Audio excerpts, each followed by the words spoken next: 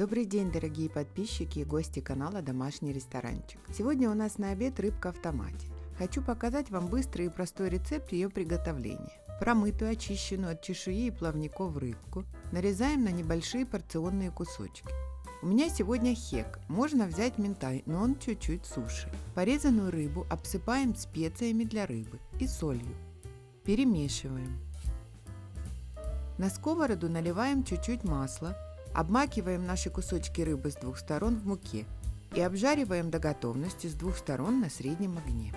Пока обжаривается рыбка, подготавливаем овощи для томатной заливки.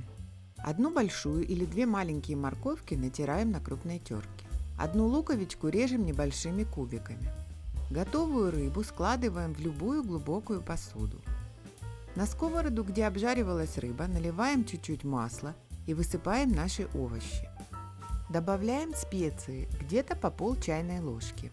У меня это паприка, сухой чеснок, специи для рыбы, смесь сухих овощей. Присаливаем, обжариваем минуты 3-4. Добавляем 1 столовую ложку муки, перемешиваем.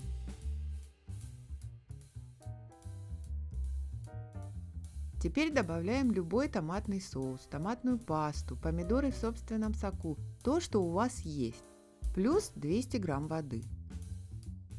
Оставляем на плите до закипания и загустения минут на 5-7.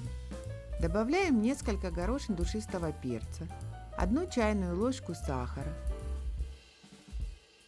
зелень, соль и пробуем на вкус. Если чего-то не хватает, добавьте. Горячей заливкой покрываем нашу рыбку полностью и оставляем остывать.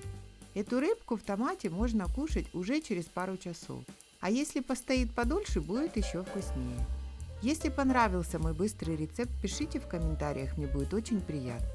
Пускай у вас все получается. Все буде Україна!